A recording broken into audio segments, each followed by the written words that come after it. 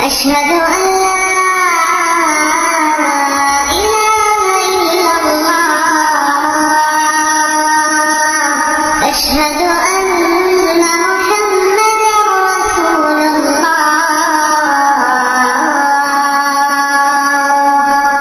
خواب۔ جب میں نیند سے بیدار ہوئی تو دن کے 2:30 بج رہے تھے۔ نماز میں آہستہ آہستہ سیکھ رہی تھی، لیکن مصلی پر میں نماز کی نیت باندھ کر 5 وقت کھڑی ہوتی تھی۔ جو کچھ سیکھا تھا اس کے مطابق پڑھتی تھی۔ شام کو حفیظ بھائی کا فون آیا، میری استقامت پہ مبارکباد دے رہے تھے۔ حفیظ بھائی نے کہا، بہن آپ کی استقامت و محبت نے آج ہم سب کو لرزا کے رکھ دیا، ہم سب کے ایمان تازہ ہو گئے۔ آج تو فرشتوں کی موجودگی کا احساس ہو رہا تھا۔ مجھے خوشی ہے کہ مجھے بی بی آسیہ ثانی کا بھائی بننا نصیب ہوا ہے۔ کسی اور دن یہ الفاظ سنے ہوتے تو نہ جانے کتنی خوشی ہوتی۔ آج صرف شکریہ کہہ سکی۔ 4-5 دن خیریت کے گزرے۔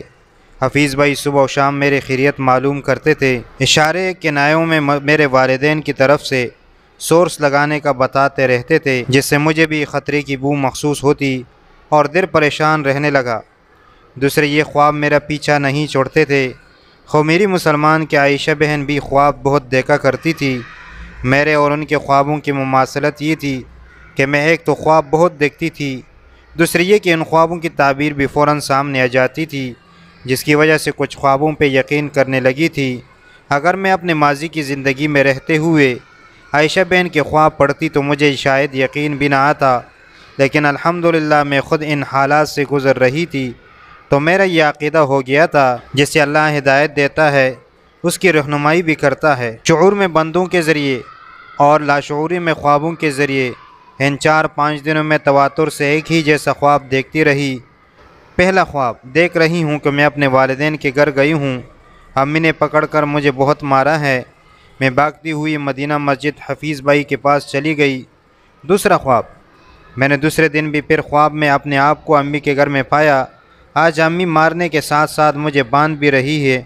جب خود کو چھڑا کر بھاگنے لگی ہوں تو ابو دروازے پر کھڑے ہو جاتے ہیں، لیکن میں بھاگنے میں کامیاب ہو جاتی ہوں اور سیدھا مدینہ مسجد پہنچتی ہوں، جہاں لوگوں کا مجمع لگا ہوا ہے اور ایک خوبصورت بچہ لیٹا ہوا ہے۔ اب تو مجھے پختہ یقین ہو گیا کہ ہو نہ ہو کوئی بڑی پلاننگ یہ لوگ بنا رہے ہیں، لیکن اپنی کامیابی کا بھی کامل یقین تھا، کیونکہ بچہ میرا راہبر جب بھی خواب میں دیکھتی کامیابی پہ ایک زینہ کراس کر جاتی تھی۔ 12 مارچ 2010 کو میں نے خواب دیکھا کہ میں بہن خورشید اور دوسری عالمات بہنوں کے ساتھ نماز پڑھ رہی ہوں۔ تب جا کر سکون ہوا کہ مار پٹائی والے خوابوں سے جان چھوٹی۔ اسی دن حفیظ بھائی کا صبح فون آ گیا کہ آج آپ کی ملاقات مٹھی کے MNA مہیش ملہانی سے اور ان کے اور آپ کے والدین کے اصرار پر کروانی پڑ رہی ہے۔ آپ 2 رکعت نفل پڑھ کر استقامت کی دعا اپنے لیے کیجیے گا، انشاءاللہ عشاء کے نماز کے بعد گاڑی بھیجوں گا۔ السلام علیکم۔ مجھے اپنوں کی نیت کا ادراک ہو چکا تھا، ملاقات میں پھر وہی کچھ ہوگا جو پہلے ہو چکا تھا، بلکہ آپ کی بار شاید زیادہ شدید ہو۔ اشداء علی الکفار رحماء بینہم، جی ہاں، نبی کریم صلی اللہ علیہ وسلم کے صحبت یافتہ کافروں کے مقابلے میں بہت سخت ہیں، تیز ہیں۔ ایک دفعہ رب کریم کی ہدایت کا مزہ چکھنے کے بعد کافروں پہ سختی غالبی دنیا ہے۔ ہمیں سپورٹ کرنے کے لیے ہمارے چینل کو ابھی سبسکرائب کر لیں اور بیل کے آئیکن پر کلک کر کے ہماری لیٹسٹ ویڈیو کی نوٹیفیکیشن بر وقت حاصل کریں۔